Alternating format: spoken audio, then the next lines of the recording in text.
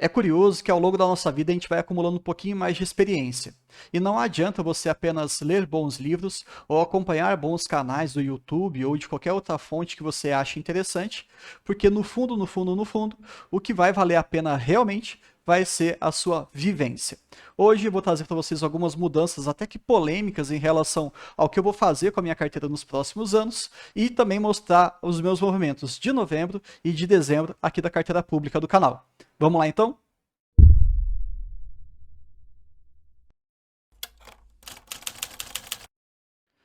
Começando aqui então com os meus aportes de novembro, eu realizei o total aí de R$ 7.618,20. Minha meta para 2022 era acima de 6.000 por mês, na média, então tá certo. Comprei Klabin 3 e também BBAS 3. Uma compra importante aqui de Banco do Brasil e estava caro, tá? Tava R$ 34,15. Mas eu entendi que naquele contexto, com aquelas informações que a gente tinha naquele momento, era uma boa compra. E sem dúvida nenhuma, Klabin, para mim, tende a ser uma posição que eu vou aumentar se o mercado continuar me entregando aí boas oportunidades. Para dezembro, já foi aí um aporte um pouquinho menor, 5.600, mas ainda assim extremamente elevado. Comprei Klabin 11 e aqui vai entrar uma discussão importante. Banco do Brasil e BBSE, essa compra e venda casada que eu fiz aqui, eu fiz até um vídeo para vocês, vou deixar aqui no card, para que vocês entendam o racional. Não vou me alongar aqui e acho que vale a pena. Não foi nada de trader, não, mas vocês vão entender que foi algo saudável para minha carteira. Comprei também um pouquinho mais de Banco do Brasil, já a R$ 32,00 aproximadamente, e mais um pouco de Klabin 3. Fico um pouco confuso, porque eu comprei Klabin 11, Klabin 3, mas eu também vou abordar com vocês hoje a minha opinião em relação ao ON, PN e Unit. Se a gente for olhar agora para o ano de 2022 como um todo, eu atingi a minha meta, que foram mais de R$ 6.400. E sim, a vida não anda em linha reta e os aportes também não. Então tira isso da sua cabeça, a gente se programa sem dúvida nenhuma para fazer aqueles aportes religiosos, né, mês a mês ou semana a semana, depende como é que é a sua vida, mas eu tive um contratempo durante alguns meses que os meus aportes acabaram ficando um pouco comprometidos. Tentei compensar no mês 5 e também agora no final do ano eu tentei voltar à média. Deu tudo certo, é isso que é o mais importante, a gente conseguir, numa visão um pouquinho mais ampla, atingir a nossa meta e você não precisa ficar frustrado nem chateado com esse tipo de oscilação. O importante é não deixar de investir. Combinado? Fechamos 2022 com a minha carteira aqui altamente exposta a Banco do Brasil. Por N motivos, eu acho que é um excelente investimento. Fico confortável e acho que essa é a frase mais importante. Eu estou tranquilo com esse tipo de investimento. Minha segunda maior posição é Taesa e eu pretendo sim aumentar para o ano de 2023. E aí nós temos aqui outros ativos. Na realidade, eu estou com 9 ativos na minha carteira, muito embora Vibra eu pretendo tirar, Bradesco também quero tirar, e vamos ficar ali apenas com Taesa, TRPL, Klabin e Banco do Brasil para o próximo ano. Algumas coisas podem acontecer, sem dúvida nenhuma, e IB eu vou deixar ali quietinha com uma carteira de oportunidade, hoje representa 2% da minha carteira. Tá mais do que bom, não quero mais mexer nisso aqui durante um bom tempo. Tenho 3.000 ações, então com um grupamento que já foi até autorizado, né, já foi até anunciado essa semana que eu estou gravando o vídeo, na véspera do Natal de 2022, nós teremos um grupamento de 30 para 1, então eu vou ficar com um lote padrão, sem problema nenhum. E, inclusive, se você quiser entender qual que vai ser o desdobramento real de todo esse episódio, se você vai ser prejudicado ou não e tudo mais, eu também vou deixar um vídeo aqui especificamente falando sobre essa questão de desdobramento e grupamento de uma maneira bem didática, com alguns exemplos, e você vai entender o que vai acontecer com o seu patrimônio e também com o seu investimento em IB. Eu, sinceramente, acho que vale a pena você dar uma olhada, porque tem muita gente com essa dúvida e talvez conhecer mais sobre essa dinâmica do mercado te alivie um pouco na questão psicológica, né? Aquela preocupação excessiva com algumas coisas que não há a menor necessidade. E também um ponto aqui que eu gosto de reforçar, muita gente confunde sobre essa conversa em relação a Unity. Unity nada mais é do que um grande pacote de ações, ON e PN, final 3 e final 4. Só, acabou, é só isso.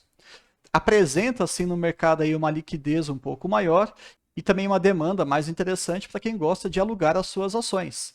Então, no meu ponto de vista, pensando no longuíssimo prazo, eu vou sair das minhas ações 3 e ações 4 e vou começar a comprar apenas as ações 11, as units, principalmente porque eu entendo que o aluguel tende a fazer um efeito cumulativo no longo do tempo. Então, só para a gente fechar esse pequeno quadro, alguns exemplos importantes. Taesa, ela tem uma ação ON e duas PN. E quando você olha, por exemplo, a Klabin, ela tem uma ação ON e 4 PN. Então, a quantidade desse conjunto, desse pacotão, muda de cada empresa para cada empresa. Essa planilha aqui, ela é da B3, se você quiser consultar, coloca ali no Google B3 espaço Unit e você já vai cair direto nessa página. Muito importante para que vocês não confundam, não existe nenhuma regra em relação a essa padronização da quantidade dos ativos, beleza? Agora esse ponto ele é bem polêmico, é o ponto alto do vídeo, e eu vou tentar explicar para vocês alguns movimentos da minha carteira para o ano de 2023. IB, eu vou deixar ela quieta, como eu já comentei aqui no canal. Não pretendo aumentar a posição nem diminuir. Caso tenha uma possível subscrição futura, não devo participar disso. É um dinheiro que realmente vai ficar quietinho ali, sem mexer. Itaúsa voltou novamente para o meu radar e eu vou deixar um vídeo aqui para vocês também no card explicando qual é o racional por trás disso. Acredito que os dividendos voltarão a aparecer, não tanto quanto 2019, 2018, quando a ação ficou muito famosa, mas algo ali de 2016, 2015, que é sim interessante, ainda mais esse valor aí de 8,57, lembrando que ela já pegou menos de R$8, que são valores de pandemia, lá de 2020.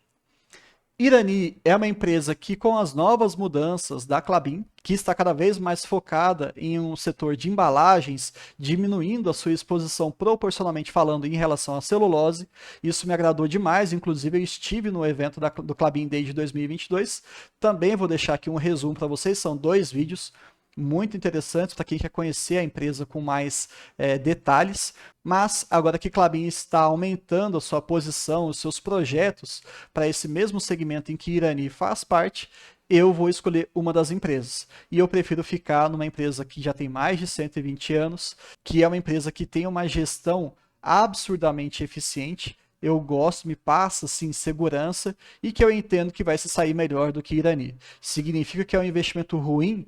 Não, claro que não. Irani, para quem gosta, é uma opção muito interessante e, inclusive, eu também fiz um resumo do Irani Day de 2022, que também vai deixar aqui no card para vocês.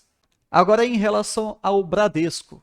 Sim, pessoal, eu vou sair de Bradesco e não é por conta da sua queda recente que ela apresentou no terceiro trimestre e muito provavelmente o quarto trimestre também vai ser bem ruim. O grande ponto aqui é a remuneração ao seu acionista. Eu gosto da empresa, acho que ela é muito interessante, ela é muito madura e ela é extremamente didática para você apresentar todas as formas que uma empresa pode te remunerar enquanto acionista. Dividendos, juros sobre capital próprio, bonificação, subscrição e também aí a recompra de ações. Todas essas modalidades Bradesco faz com uma certa frequência. Porém, a principal forma dela de remunerar o seu acionista é através da bonificação, que é um evento que acontece praticamente todos os anos. Mas eu prefiro dinheiro.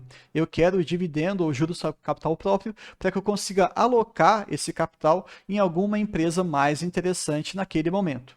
Então, não é ruim, acho extremamente conservadora, tem uma exposição muito grande ao setor de seguros, que para mim é um grande trunfo desse banco, mas focado ali na minha geração de renda passiva, eu quero aumentar a minha posição em um outro banco, que é o Banco do Brasil.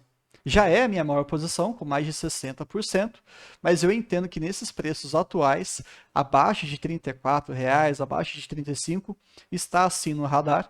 Eu fiz uma grande compra na casa dos seus R$30 e o meu preço médio está nessa casa também. Então, o preço está interessante. Acho que para 2023, por mais que muita gente tenha feito muito barulho, né, porque é o fim dos tempos, o PT assumiu o nosso controle aqui do país nos próximos 4 anos, eu não vou entrar muito nesse mérito de política, afinal de contas, não estou interessado nisso. E um vídeo bem bacana mostrando algumas projeções para o próximo ano, eu vou deixar aqui também para vocês darem uma olhadinha em relação ao Banco do Brasil. Em cenários completamente catastróficos, ainda assim, é uma excelente opção na minha perspectiva, na minha carteira. E é por isso que eu vou aumentar o investimento nela. BB Seguridade é a melhor empresa, na minha humilde opinião, em relação aos seguros aqui no nosso país. Fiz um grande movimento de venda, com um lucro aí de mais de 50%, por um bom motivo, questão de oportunidade mesmo, mas assim que tiver uma queda interessante da sua cotação, eu devo entrar novamente. Mas estou com pressa? Não, não estou. Me arrependo? Não, também não me arrependo, mas está aqui no meu radar, até porque eu quero ter uma exposição futura ao setor de seguros.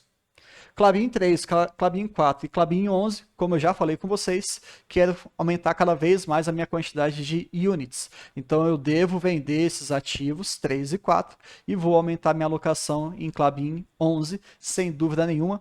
E nesse preço, por volta de R$19, um pouquinho abaixo até, já começa a ficar interessante e eu não sou tão exigente quanto outras pessoas. Eu já começo a comprar, sem dúvida nenhuma, sempre com calma e elegância. Vibra é uma empresa que eu devo sair.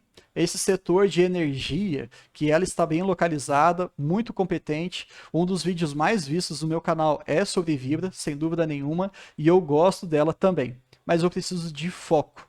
Eu não quero estar exposto a uma empresa como Vibra nesse presente momento da minha vida. Segundo o Barsi, no seu livro O Rei dos Dividendos, que inclusive eu vou deixar aqui o link para vocês comprarem na Amazon, é uma empresa que pode trazer junto com o Cosan o próximo bilhão que ele tem de investimento atualmente nessas duas empresas. Por volta de 120 milhões, ele enxerga assim que isso possa ser multiplicado por 8 vezes. Não sabemos quando, mas sim, talvez virará o seu próximo bilhão. Mas eu não estou focado nisso agora, né? Eu quero ficar com o feijão com arroz. Acho que é uma excelente oportunidade para quem gosta. Ela tem um market share interessante, está exposta a vários setores, com várias compras, várias incorporações interessantes em relação a combustíveis renováveis. Porém, eu preciso realmente escolher alguns poucos ativos. E ela saiu da minha seleção. A AS Brasil eu não vou me estender muito com vocês, porque eu acredito hoje, pelo pouco que eu conheço do setor de geração de energia, que é dos três, um que apresenta uma fragilidade importante para os próximos anos. É extremamente bem administrada, tem projetos muito robustos, investimentos bilionários, tem até vídeo aqui no canal também sobre a AS Brasil, mas eu já não gosto muito de distribuição e comercialização. Ficava mais ou menos em cima do muro em relação à geração, e para mim a transmissão ela ainda continua sendo filé mignon. Eu tenho que fazer algumas escolhas, e toda vez que eu falo sim para alguma coisa, eu sou obrigado necessariamente a falar não para todas as outras. E eu não tenho problema nenhum, afinal de contas, as oportunidades vão aparecer sempre no nosso mercado brasileiro. E a AS Brasil saiu do meu radar, porque eu não vou investir em geração nesse primeiro momento. Assim que eu tiver uma geração interessante de dividendos, de proventos de uma maneira geral, talvez eu comece a olhar para esse setor novamente. Mas agora, não. Deixa eu até riscar aqui. Taesa e TRPL são duas empresas muito importantes no setor de transmissão que a gente acabou de citar. Elas têm as suas diferenças, inclusive eu farei um vídeo mostrando isso, deixando mais claro para vocês, até para quem investe nas empresas entenda de maneira bem clara e resumida o porquê que Taesa pagou tão bem em 2022 e TRPL não. A minha perspectiva é que para 2023 ambas entreguem bons resultados. E então não tem nenhuma preferência não. Gosto das duas, até porque elas também têm vários projetos em divisão 50%, 50%. Então, não estou criando nenhum tipo de concorrência na minha carteira e também isso não tem problema nenhum. Em suma, é isso que eu queria falar para vocês. E agora um recado importante. Esse recado é para vocês e também para mim, né? Enquanto produtor de conteúdo, eu acho que isso é muito importante, sempre ficar atento a esses pequenos detalhes que fazem toda a diferença. Toda vez que você encontrar no mercado de ações alguma pessoa cheia de convicções ou cheia de certezas, fique um pouco atento. Nem sempre o mercado funciona assim. Tem um grande filósofo que já morreu há muito tempo, que ele falava que a gente sofria muito mais no pensamento do que na realidade. E eu ampliaria essa frase um pouquinho mais para a questão de coisas boas e coisas ruins. A nossa cabeça ela tem uma capacidade praticamente infinita de projetar alguns cenários, de alimentar algumas narrativas, mas no fundo, vai acontecer apenas uma. Então, cuidado com esses e se acontecer isso, e se o dólar subir, e se a dívida não sei o quê, e se tal empresa. Para com isso. Tá? Quanto mais condicionantes você colocar na sua tese, na sua observação, na sua visão de futuro, mais improvável vai ser dela acontecer. E isso pode até parecer um pouquinho contraditório, mas é a grande verdade. Quando você tem uma ideia, quando você tem um projeto simples, porém que funciona ao longo do tempo, a chance disso efetivamente continuar acontecendo é muito grande. Então, eu fiz algumas pequenas mudanças na minha ideia de carteira previdenciária. Eu já estava querendo me expor a algumas empresas de oportunidade e depois de reler, talvez pela quarta ou quinta vez, o livro O Rei dos Dividendos, eu finalmente internalizei e entendi o recado principal. A gente precisa de foco, disciplina e paciência. Se você não tiver foco, você provavelmente pode até chegar onde você quer, mas vai demorar um pouco mais. Uma analogia que eu gostei de pensar bastante em relação a esses assuntos é que a carreira, né, enquanto investidor, ela é feita de degraus, é uma grande escadaria. Não adianta nada você tentar subir 3, 4 degraus de uma vez só, talvez até você consiga, tá? Não tem problema nenhum. Mas a chance de você se machucar, a chance de você não conseguir efetivamente chegar lá é muito grande. Então garanta ali R$ 100 por mês de dividendos. Depois você sobe para 200, para 500, um salário mínimo. Tem até algumas simulações aqui que eu faço de aportes ajustados ao salário mínimo, que tem dado muito sucesso também aqui para vocês inscritos. Depois você pensa assim, pô, agora eu já consigo parar de trabalhar e pago as minhas contas. E aí você começa a olhar um pouquinho mais para as oportunidades. E por que isso? Porque o principal efeito que você vai ter nos seus investimentos é o tempo. Então, quanto antes você garantir os seus dividendos, a sua renda passiva efetiva, melhor vai ser para a sua versão do futuro. Essa, pelo menos, é a minha perspectiva. Ah, Bruno, mas eu posso entrar talvez numa Cosan, numa Auren, numa IRB da vida, né? Algumas pessoas gostam de turnaround e tudo mais. Até uma que saiu recentemente foi a Taurus e tem dado muito certo, né? Pensando em dividendos futuros. Ok, não vejo isso como ruim, não. Mas você fez o dever de casa? Você fez o feijão com arroz? Porque esses projetos eles podem não te dar um resultado tão rápido. Lembre-se também do caso da Unipar. Ela deu errado por mais de 6 anos. Quantos Barces você conhece por aí que ficaram investindo tanto em Unipar durante todo aquele tempo até que ela começasse a entregar algum dividendo? E lembre-se, a grande maioria das pessoas acabou desistindo.